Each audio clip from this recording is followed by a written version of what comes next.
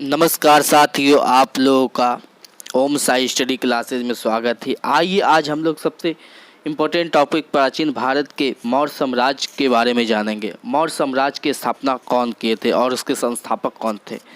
मौर्य साम्राज्य के संस्थापक चंद्रगुप्त मौर्य थे।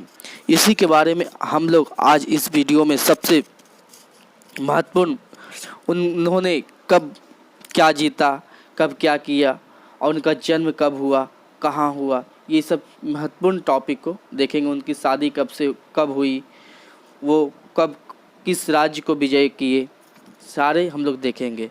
आइए दोस्तों, हम लोग चलते हैं मौर्य साम्राज्य के संस्थापक। मौर्य साम्राज्य के संस्थापक जैसा मैंने बताया आपको, चंद्रगुप्त मौर्य थे और आप लोग भी जानते होंगे।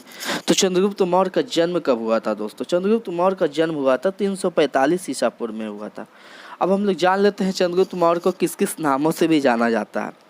तो चंद्रगुप्त मौर्य को एक जस्टिन नामक व्यक्ति थे जिन्होंने उन्हें चंद्रगुप्त मौर्य को सेंड्रोकेटस कहा था, और जिसकी पहचान विलियम जॉन्स ने चंद्रगुप्त मौर्य से की। चलिए दोस्तों, और चंद्रगुप्त मौर्य को एक और नामों से जाना जाता है जो विशाखदत्त के मुद्रा राजक किताब में लिखी हुई है, जिसे ब्रिसल कहा गया है चंद्रगुप्त मौर्य को। उसमें चंद्रगुप्त मौर्य को ब्रिसल कहा गया है दोस्तों। अब हम लोग जान लेते हैं दोस्तों, चंद्रगुप्त मौर्य मगध की गद्दी पर कब बैठे थे। चंद्रगुप्त मौर्य मगध की गद्दी पर 322 ईसा पूर्व में बैठे थे, और वो किनके मदद से बैठे थे और किन्हें हरा कर बैठे थे, ये भी हम लोग जानते हैं इस क्वेश्चन में दोस्तों। तो चंद्रगुप्त मौर्य नंद वंश के अंतिम शासक घाना नंद को हराकर बैठे थे 322 ईसा पूर्व में मगध की गद्दी पे, और उनकी सहायता इस युद्ध में चाणक्य ने की थी, जिन्हें चाणक्य को दो और उपनामों से भी जाना जाता है। एक पहला बहुत इम्पोर्टेंट है, ये जो अक्सर एग्जामों में पूछा जाता है कि चाणक्य को किन किन नामों से जाना जाता है।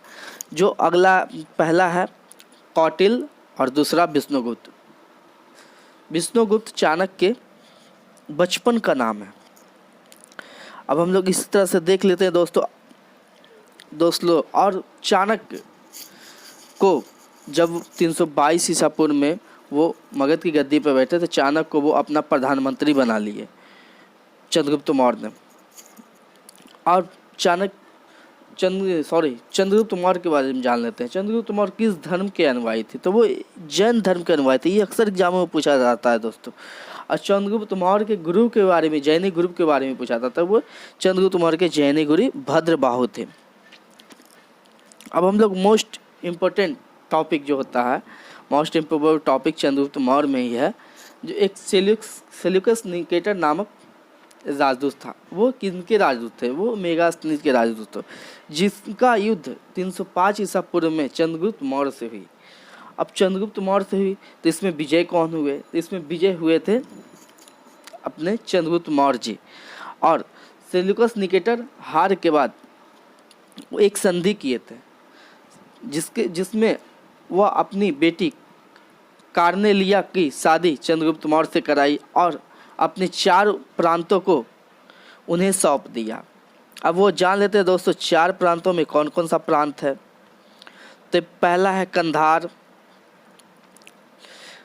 दूसरा काबुल, तीसरा हेरात और चौथा है मकरान।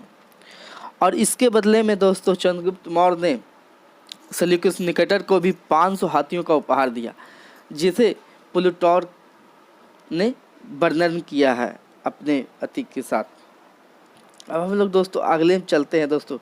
सेल्यूकस निकेटर और 305 ईसा पूर्व में जो सेल्यूकस निकेटर और चंद्रगुप्त मौर्य का युद्ध हुआ था, उसका वर्णन किसने किया था? उसका वर्णन, ये अक्सर एग्जामों में पूछा जाता है, इसका वर्णन एपियान्स ने किया है। और अक्सर एग्जामों में एक क्वेश्चन और पूछा जाता है चंद्रगुप्त मौर्य से रिलेटेड, जो चंद्रगुप्त मौर्य ने अपना जीवन कहाँ व्यतीत किया, अपना अंतिम जीवन कहाँ व्यतीत किया। तो चंद्रगुप्त मौर्य ने अपना अंतिम जीवन कर्नाटक के श्रवणबेलगोला में व्यतीत किया। अब हम लोग जान लेते हैं चंद्रगुप्त मौर्य की मृत्यु कब हुई। तो चंद्रगुप्त मौर्य की मृत्यु हुई थी 298 ईसा पूर्व में श्रवणबेलगोला, कर्नाटक के श्रवणबेलगोला नामक एक जगह में हुई थी। और उनकी मृत्यु कैसे हुई थी? तो उनकी मृत्यु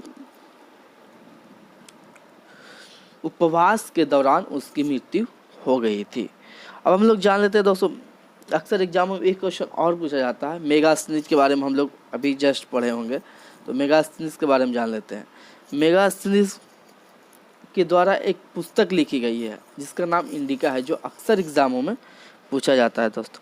चलिए दोस्तों, इसी तरह से हम लोग अगले वीडियो में मैं आपके लिए अगला वीडियो बिंदुसार का लाऊंगा, और इसी तरह से बिंदुसार भी आपके माइंड में फिट कर दूंगा, जिस तरह से आज मैंने आपके दिमाग में। मैं आशा करता हूं कि आप लोग चंद्रगुप्त मौर्य के बारे में सारी जानकारी को दिमाग में फिट कर लिए होंगे, और बिंदुसार भी का वीडियो मैं अगले दिन लाऊंगा, और उसी तरह से मैं उसके बारे में भी जानकारी दूंगा।